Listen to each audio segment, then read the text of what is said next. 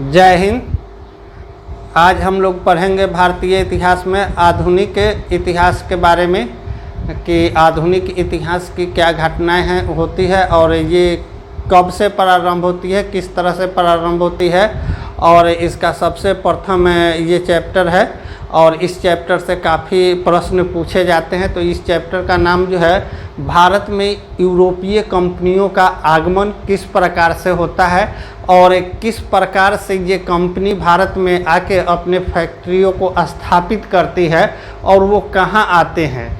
इसी सब प्रश्नों को हम लोग इसमें जानेंगे और इससे कुछ जुड़े हुए महत्वपूर्ण प्रश्न, क्योंकि आधुनिक भारत हम का ये प्रथम चैप्टर है तो इसमें हम लोग कुछ महत्वपूर्ण बिंदु देखेंगे कि किस तरह से आधुनिक भारत में मॉडर्न हिस्ट्री में यूरोपीय कंपनी का आगमन होता है और आगमन से जुड़े हुए विभिन्न तथ्यों के बारे में जानेंगे। तो चलिए शुरू करते हैं। हम लोग देखते हैं सबसे पहले कि आधुनिक भारत जिसको हम लोग मॉडर्न हिस्ट्री कहते हैं उसमें सबसे ये यूरोपीय कंपनियों का जो आगमन होता है, किस तरह से भारत में यूरोपीय कंपनी आती है और किस तरह से वो अपने फैक्ट्री को स्थापित करती है और वो कैसे व्यापार वाणिज्य को बढ़ावा देते हैं। तो सबसे पहले हम लोग देख लेते हैं कि स्थितियाँ क्या थी उस समय, जिस समय हमारा मॉडर्न हिस्ट्री शुरू होता है, यानी कि यूरोपीय कंपनियों का आगमन शुरू होता है। उस समय परिस्थितियां क्या थी उसी के बारे में हम लोग देखेंगे। तो एक तरफ हम लोग अध्ययन करेंगे कि भारत और दूसरे तरफ देखेंगे यूरोपीय महादेश का उस समय वर्तमान परिस्थिति क्या था और भारत का क्या था। तो सबसे पहले हम लोग देख लेते हैं कि भारत का वाणिज्य व्यापार प्राचीन काल से ही यूरोप से रहा था। यूरोप से वाणिज्य व्यापार होते थे पहले भी, लेकिन कुछ समय बीच में, वर्तमान परिस्थितियां कहने का मतलब कुछ समय के लिए बीच में क्या हुआ कि एक दौर आया कि पुनर्जागरण, यूरोप में पुनर्जागरण, क्योंकि वहाँ जो एक ऐसी स्थितियाँ बन गई थी कि सभी चीज़ें सुस्त पड़ गई थी और उसमें विकास अवरुद्ध हो गए थे और लोग बिल्कुल सुसुप्ता अवस्था में हो गए थे। तो वहाँ एक पुनर्जागरण का दौर शुरू होता है। कहाँ? यूरोप में पुनर्जागरण, लोग जागते हैं। वहाँ साहित्यकार, दार्शनिक, व्यापार वाणिज्य, ये सब के सब क्या होते हैं, उसमें क्रांतिकारी परिवर्तन आता है। उसी दौर को हम लोग पुनर्जागरण कहते हैं। तो पुनर्जागरण जब होता है तो यूरोपीय महादेश में एक होड़ सी हो जाती है और वहाँ तरह तरह के शोध अनुसंधान होने लगते हैं और तरह तरह के भौगोलिक खोज होने लगते हैं। इसी कारण से क्या है, ये पुनर्जागरण का दौर माना गया। तो उस समय क्या था कि भारत में यहाँ मध्यकालीन स्थितियाँ थी। भारत का, यूरोप का जो दौर था, यूरोप में आधुनिक, क्योंकि पुनर्जागरण आ गए थे, पुनर्जागरण हो चुका था, लोग जग गए हुए थे, नए नए उद्योग धंधों को लगाया जा रहा था, भौगोलिक खोजें हो रही थी। तो उस समय यहाँ भारत में मुगल वंश का क्या था, शासन चल रहा था। मुगल वंश का शासन चल रहा था और मुगल वंश में जो अपने समृद्धि पर थी, वहाँ का व्यापार वाणिज्य काफ़ी उच्च कोटि के थे, यानी कि एक स्थायित्व प्रदान कर चुके थे। यहाँ पे मुगल वंश क्या किए थे, स्थायित्व प्रदान कर लिए थे, यानी कि चरमोत्कर्ष पर था। अब यहाँ देखते हैं उसी समय यूरोप में, आधुनिक यूरोप में आधुनिक काल का प्रारंभ हो चुका था, नए नए खोज हो रहे थे, भौगोलिक खोजें। इसी क्रम में क्या हुआ कि 1453 में एक घटना घटती है। 1453 में क्या होती है कि कस्तुतुनिया का जो क्या होता है, पतन होता है और यहाँ पर स्थलीय मार्ग, क्योंकि प्राचीन काल में स्थल से ही व्यापार वाणिज्य होते थे। तो यहाँ 1453 ईस्वी में एक घटना घटती है जिसके कारण से क्या है, स्थलीय मार्ग अवरुद्ध हो जाते हैं। स्थलीय मार्ग क्या होते हैं, अवरुद्ध होते हैं, और अवरुद्ध होने के कारण व्यापार वाणिज्य पूर्ण रूप से क्या होते हैं, ध्वस्त हो जाते हैं। अब यहाँ यह घटना जो है 1453 की घटना एक भारतीय विश्व इतिहास में एक ऐसी घटना घटती है जो पूरे विश्व को और क्या करती है, प्रभावित करती है। और यूरोप और एशिया का जो संबंध था विशेष रूप से क्या होता है, बहुत ज़्यादा प्रभावित होता है। वाणिज्य व्यापार काफ़ी प्रभावित होते हैं। इसका मुख्य कारण है कि पहले स्थल मार्ग से व्यापार वाणिज्य होता था। अब क्या हुआ कि इस पर कस्तुतुनिया के पतन के कारण 1453 ईस्वी में स्थल मार्ग अवरुद्ध हो गए। तो यही इससे जन्म लेता है, क्या होता है कि वहाँ पे यूरोप में क्या हो रहे थे, नए नए खोज हो रहे थे, नए नए अनुसंधान हो रहे थे, उद्योग लगाए जा रहे थे, प्रोडक्शन वहाँ काफ़ी बढ़ गया था। तो वो क्या है कि इसी क्रम में अब ये लोग जो यूरोपीय जो लोग थे, यूरोपीय महादेश के जो जितने भी देश थे, उनमें क्या हो, एक होड़ सा लग गया था। वो अपने आप को विश्व में क्या है, अपने आप को इस तरह से स्थापित करना चाहते थे, अपने प्रतिष्ठा, अपना सम्मान उस की होड़ लग गई कि हम आगे तो हम आगे। इस तरह से क्या हुआ कि नई नई वहाँ खोज की जाने लगी, और जब नए नए खोज किया जाने लगा तो व्यापार के लिए जो एक अलग से भौगोलिक खोजें होने लगी। तो इस क्षेत्र में एक सबसे पहले क्या है कि खोज जो है प्रिंस हेनरी थे, उनको द नेविगेटर, ये जो मुख्य रूप से जो यूरोप का पश्चिमी भाग था, जो पश्चिमी भाग में जैसे पुर्तगाल है, स्पेन है, वहीं के प्रिंस हेनरी थे, क्योंकि उस समय राजतंत्रात्मक व्यवस्था थी। और ये प्रिंस हेनरी जो राजा थे वो काफ़ी सक्रिय थे और उनका नौसेना पर काफ़ी पकड़ था।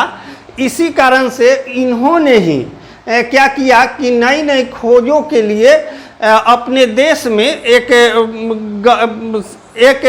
ऐसे दल का निर्माण किया जो नई नई भौगोलिक खोजों को क्या है, नए नए आयाम दे रहा था। उसी क्रम में प्रिंस हेनरी के प्रयास से क्या हुआ कि 1492 ईस्वी में क्या हुआ कि कोलंबस नाम के स्पेन के एक यात्री थे, जिन्होंने क्या किया, जिसको कोलंबस हम कहते हैं, और कोलंबस ने 1492 ईस्वी में वो एशिया के लिए एक स्वतंत्र मार्ग खोजने के लिए आए थे, समुद्री स्वतंत्र मार्ग, लेकिन वो खोज नहीं सके और वो क्या किए कि उत्तरी अमेरिका का खोज कर दिए। तो इस प्रकार से देखा गया कि उस समय वो नहीं खोज सके। आगे इसी क्षेत्र में 1498 ईस्वी में एक पुर्तगाली यात्री हैं Vasco D gamma. Vasco D gamma ने क्या किया कि स्वतंत्र पहले वास्को डी गामा क्या किए कि केप ऑफ गुड होप होते हुए वो स्वतंत्र समुद्री मार्ग का एक खोज कर डाला, स्वतंत्र समुद्री मार्ग का खोज किया, और इस 1498 ईस्वी में। और ये क्या किए कि यह एक खोज ऐसी खोज थी विश्व इतिहास में कि पूरे एशिया और यूरोप को जोड़ने वाला, पूर्वी एशिया का भाग और क्या है कि पश्चिमी स्वतंत्र समुद्री मार्ग का वो क्या किए कि खोज किए। और इस तरह से जो 1498 ईस्वी में उन्होंने वास्को डी गामा क्या किए कि पुर्तगाल से केप ऑफ गुड होप होते हुए भारत के कालीकट बंदरगाह में पर केरल में एक कालीकट जगह है, वहीं उसी बंदरगाह पर वो कालीकट में आए। और यहाँ पे ये भारत अगर है तो यहाँ भारत का ये अगर क्षेत्र है दक्षिणी, क्योंकि वो लोग अधिकतर विदेशी लोग जो आए इसी क्षेत्र से आए, तो यहाँ से ये क्या करते हैं, यहाँ पर आते हैं, यहाँ एक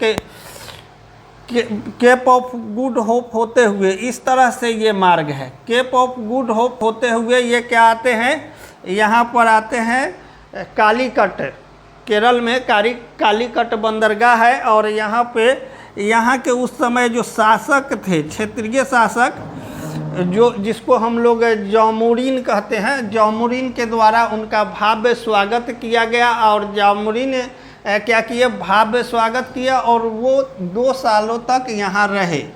और यहाँ से उन्होंने भारत के बारे में, इस क्षेत्र से विभिन्न जानकारियों को प्राप्त किया और फिर वो आगे चले रिटर्न हो जाते हैं। और यहाँ से काफ़ी जो है व्यापार वाणिज्य के लिए, जैसे मसाला, इलायची, दालचीनी, ये सब लेके गए जो वहाँ पुर्तगाल में बिकता है। तो उस समय के अनुसार वो यहाँ से सभी खर्चा को काट देने के बाद भी लगभग 60 गुना उन्हें इनकम हुआ था, बेनिफिट हुआ था, लाभ हुआ था। अब इसी क्षेत्र में आगे चल के क्या हुआ कि 1500 ईस्वी में पेड्रो अल्बरेज, पुर्तगाल के ही हैं पेड्रो अल्बरेज, क्या करते हैं, भारत आते हैं और यहाँ पे क्या करते हैं, यहाँ फिर से रहते हैं और फिर से यहाँ से बहुत सारे व्यापारी के वस्तुओं का वो क्या करते हैं, यहाँ से ले जाते हैं और फिर से वहाँ बिकता है, काफ़ी लाभ कमाते हैं। इस तरह से उस समय जो पुर्तगाल के राजा थे वो इसको देखा कि काफ़ी भारत से व्यापार जो है काफ़ी लाभप्रद है, इसलिए क्या किए कि अब आगे चल के वो बार बार अब फिर से 1502 ईस्वी में वास्को डी गामा भारत के यात्रा पर आते हैं, यहाँ से फिर से व्यापार वाणिज्य करते हैं और फिर यहाँ वापस आते हैं। अब हम लोग देखते हैं वास्तव में, ये तो एक बेसिक कॉन्सेप्ट के तौर पर था कि उस समय वर्तमान स्थितियाँ क्या थी। अब हम लोग देखते हैं कि भारत में यूरोपीय कंपनियों का आगमन किस प्रकार से होता है, कैसे होता है। तो मुख्य रूप से कंपनियों के आगमन के क्रम में हम लोग देखेंगे कि कंपनी जो है, जब यहाँ वास्को डी गामा आए, पेड्रो अल्बरेज आए, फिर दोबारा वास्को डी गामा आए, तब उसके बाद क्या हुआ कि यूरोप में होड़ लग गया। वहाँ से अलग अलग भागों से विभिन्न कंपनियाँ आने लगी, जिसमें पुर्तगाल था, डच था, अंग्रेज था, फ्रेंच था, हॉलैंड था। ये सब कंपनियाँ क्या हुई कि भारत की ओर, भारत में व्यापार के लिए आने लगी और वह जैसे जैसे आई उस तरह से अपने कंपनियों की स्थापना की। तो उसी का क्रम हम लोग देखेंगे। इस क्रम से भारत में जो यूरोपीय कंपनियों का आगमन होता है, उस क्रम से तो सबसे पहले हम भारत में आने वाले जो यूरोपीय कंपनी थे, सबसे पहला यूरोपीय कंपनी जो था 1498 ईस्वी में पुर्तगाल यहाँ आए। दूसरा जो आने वाले क्रम में थे डच, जिसको हम लोग हॉलैंड भी कहते हैं, 1595 में। इसके बारे में एक नॉर्मल कंसेप्ट हम आगे देखेंगे, क्योंकि डच पहले आ जाते हैं लेकिन उनकी फैक्ट्री जो होती है अंग्रेज़ों के बाद स्थापित होती है। तो तीसरे नंबर पर आने वाले जो यूरोपियन कंपनी थे, अंग्रेज थे, और उन्होंने वो अंग्रेज जो 1600 ईस्वी में क्या हुआ कि भारत में आए। और फ्रेंच को हम लोग फ्रांसीसी भी कहते हैं, जो 1664 ईस्वी में आते हैं। तो इस प्रकार हम लोग देखें कि यूरोप से विभिन्न आने वाले कंपनी भारत में आते हैं और इस तरह से अपने व्यापारी के केंद्र को स्थापित करते हैं और व्यापार वाणिज्य को बढ़ावा देते हैं। लेकिन अब हम लोग इनके क्रम को देख लिए कि ये तो आगमन का उनका क्रम था। कंपनी की स्थापना का क्रम हम लोग देख लेते हैं। तो कंपनी जब वो आए यहाँ व्यापार वाणिज्य के लिए, भारत में जब वो व्यापार वाणिज्य के लिए आते हैं तो वो स्वतंत्र, अब तो क्या हुआ कि स्वतंत्र समुद्री मार्ग का खोज हो चुका था और स्वतंत्र समुद्री मार्ग के खोज, केप ऑफ गुड होप से खोज हो जाने के कारण यूरोप से अब क्रम में आने लगे। तो 5-6 कंपनियाँ आई जो भारत में अपने कंपनी को स्थापित करती है और इनके बीच आपसी संघर्ष भी होता है। उस संघर्ष के बारे में भी हम लोग जानेंगे कि किस तरह से यूरोपियन कंपनी में आपसी संघर्ष होता है और किस तरह से अंततः अंग्रेज यहाँ स्थापित होते हैं, इसके बारे में हम लोग देखेंगे।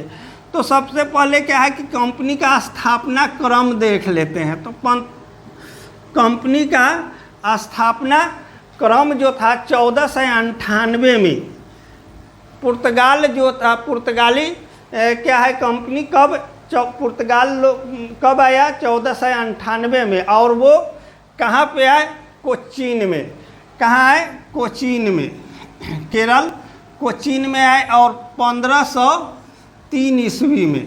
अब देखते हैं पुर्तगाल आए सबसे पहले केरल कालीकट बंदरगाह पर आए थे और उन्होंने अपना प्रथम फैक्ट्री जो स्थापित किया 1503 में।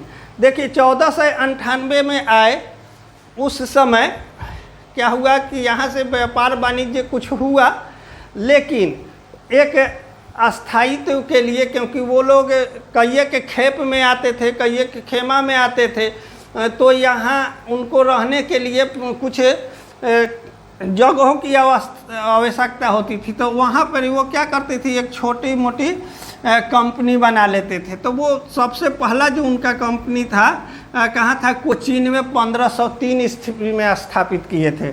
आगे अंग्रेज का देखते हैं। अंग्रेज भारत में कब आए, 1600 ईस्वी में, और उन्होंने क्या किया, प्रथम कंपनी की स्थापना कब की, 1608 ईस्वी में।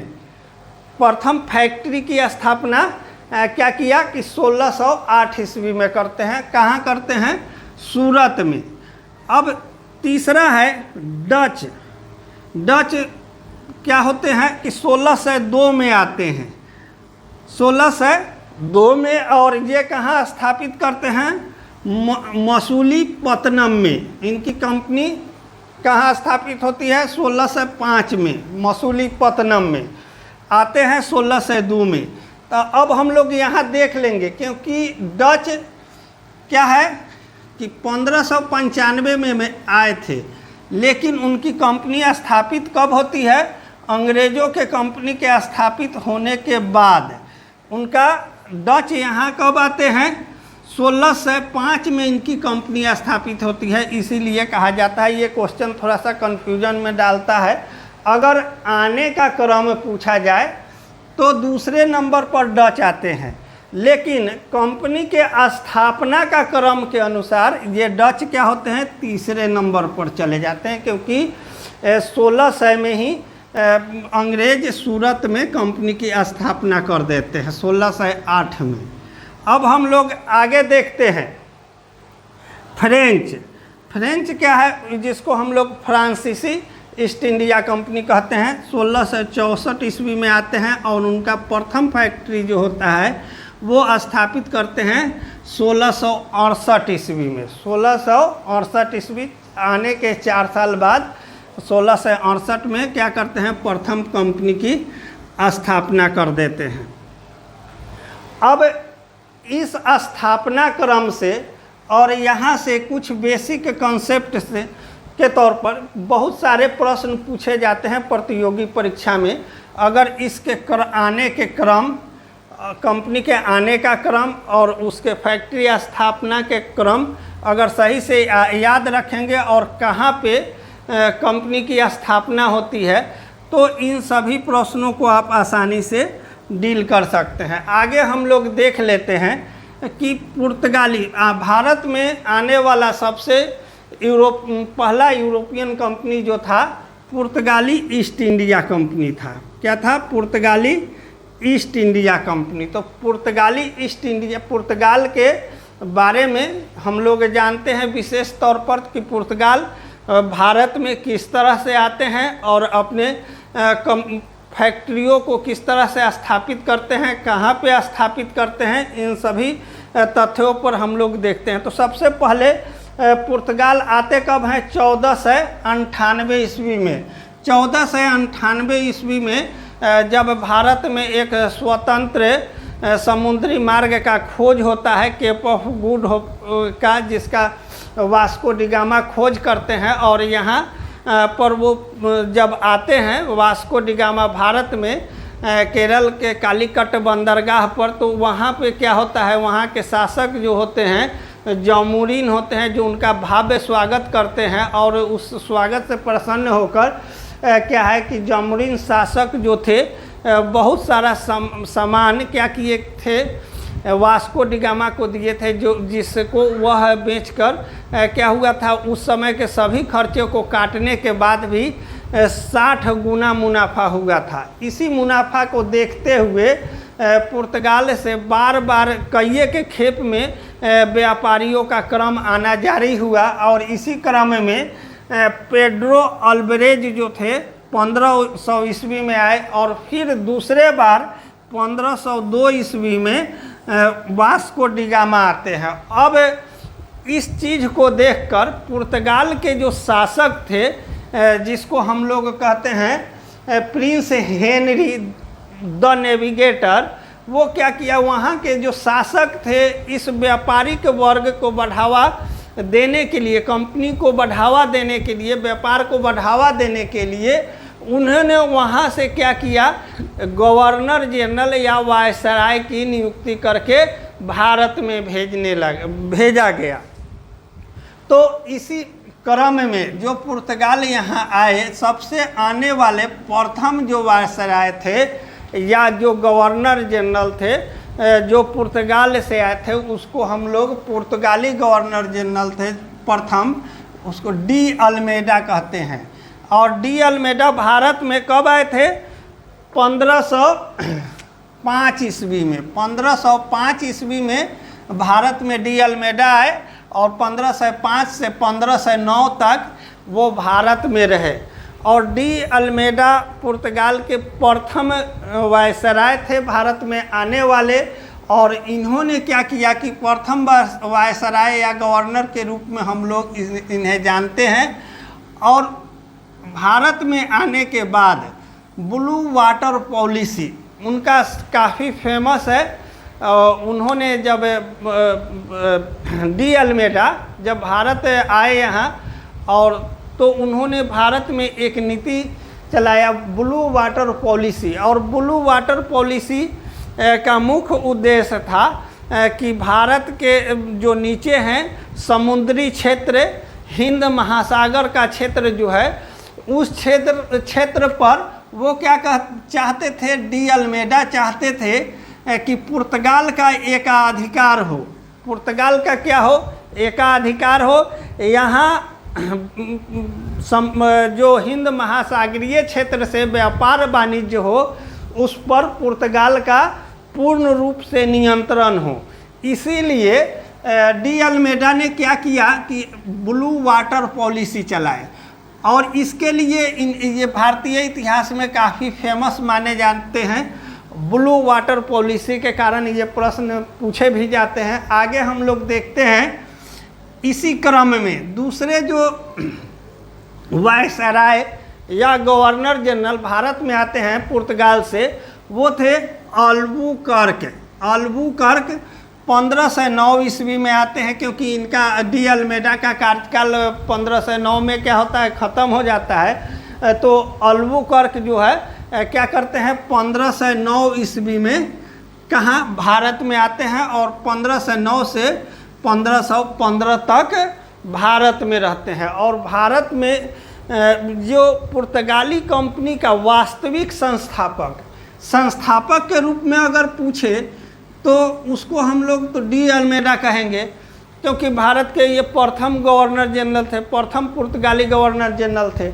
लेकिन क्या हुआ कि वास्तविक संस्थापक, तो वास्तविक संस्थापक यदि पूछा जाए तो अल्बुकर्क को माना जाता है, क्योंकि अल्बुकर्क ने क्या किया था कि भारत में आकर पुर्तगाली कंपनियों को क्या किया था, अस्थायित्व प्रदान किया था। और अस्थायित्व प्रदान करने के साथ साथ उन्होंने क्या किया था कि राजधानी कोचीन को बनाया था। कहाँ किसको राजधानी बनाया था? कोचीन को राजधानी उन्होंने बनाया था। और उनका एक महत्वपूर्ण कार्य है, अल्बुकर्क का एक महत्वपूर्ण कार्य है। इन्होंने क्या किया था कि 1510 ईस्वी में एक बीजापुर का अभियान किया था। उस समय के बीजापुर के जो शासक थे आदिल शाह, इन्हीं के विरोध में अभियान किया था। बीजापुर के का अभियान किया था। और वहाँ के शासक जो थे कौन थे? आदिल शाह थे। और आदिल शाह को हराकर, आदिल शाह को पराजित करके बीजापुर को छीन लिया था। बीजापुर को क्या किया था?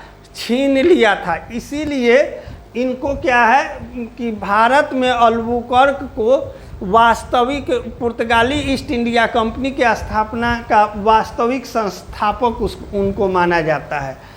उन्होंने क्या किया था, एक और यहाँ भारत में आकर एक प्रसिद्ध विवाह नीति को क्या किया था, प्रोत्साहित किया था। और विवाह नीति में अल्बुकर्क ने क्या किया था कि एक तो क्या किए अल्बुकर्क, सबसे पहले कि राजधानी कोचीन को बनाया, बीजापुर का अभियान किए और आदिल शाह को पराजित करके बीजापुर को छीन लिया। तीसरा, गोवा पर वो अधिकार कर लिए। अल्बुकर्क क्या किए कि गोवा पर अधिकार कर लिए।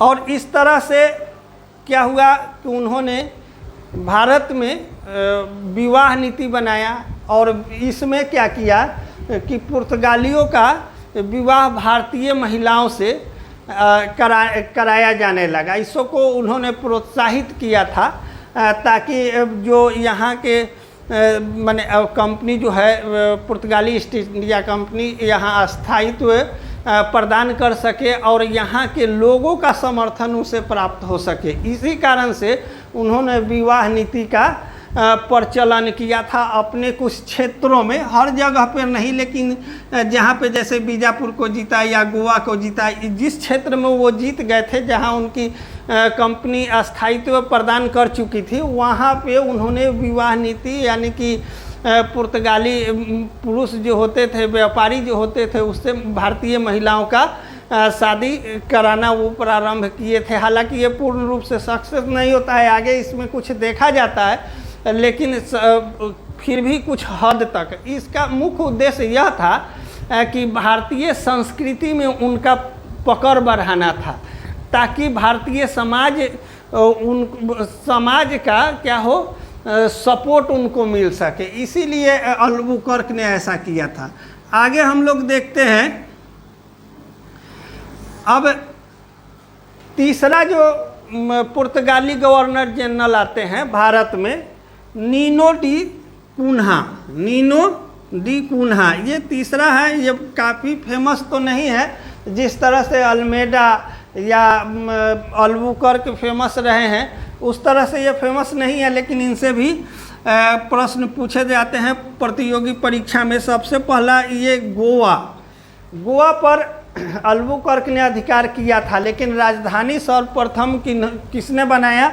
नीनो डी कुन्हा ने गोवा को राजधानी सर्वप्रथम बनाया था, नीनो डी कुन्हा ने। और 1535 ईस्वी में नीनो डी कुन्हा ने दीव और दमन, 1535 में दीव को और 1559 में दमन को नीनो डी कुन्हा ने क्या किया था, उस पर अधिकार कर लिया था और ये पुर्तगाल ईस्ट इंडिया कंपनी में मिला लिया था, इसको भी जीत लिए थे। इस प्रकार धीरे धीरे भारत में पुर्तगाली ईस्ट इंडिया कंपनी का स्थायित्व बढ़ता जा रहा था। धीरे धीरे अपने क्षेत्र पर वो क्या करते जा रहे थे, वाणिज्य व्यापार को बढ़ाते जा रहे थे। और ये 3 गवर्नर जनरल जो थे काफ़ी फेमस थे।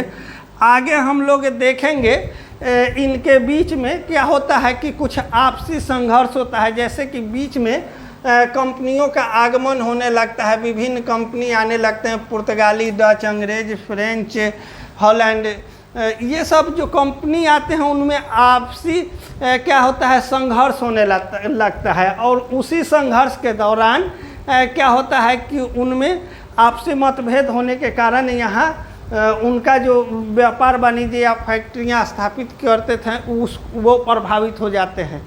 तो हम आगे देखेंगे कि कैसे आपसी संघर्ष होता है, कौन कौन से युद्ध होते हैं और किस युद्ध में कौन पराजित होते हैं, और अंततः भारत में कौन सा ईस्ट इंडिया। तो हम लोग जानते हैं कि अंततः जो था अंग्रेजी ईस्ट इंडिया कंपनी ही क्या होती है, भारत में राज्य करती है। और बाकी सभी के सभी कुछ क्षेत्रों पर क्या होते हैं, या तो कुछ कंपनियां सिमट कर चले जाते हैं वापस, या फिर कुछ कंपनियां जो हैं कुछ क्षेत्रों पर सिमट कर ही रह जाती है, लेकिन अंततः अंग्रेज़ों का ही राज चलता है।